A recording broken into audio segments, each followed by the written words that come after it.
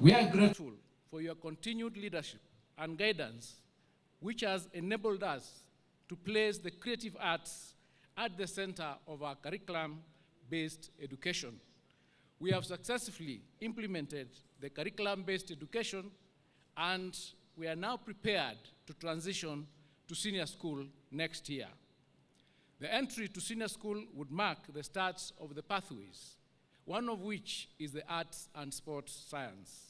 Our performance today that we've seen would be excellent candidates for the arts and sports science pathway beginning next year.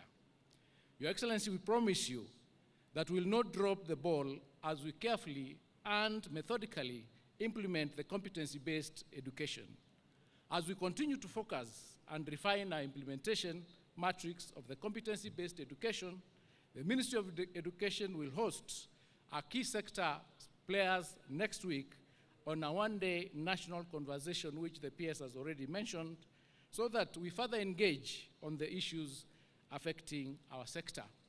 Let me also at this juncture take this opportunity to congratulate all the winners and all the participants during this year's festival. Congratulations.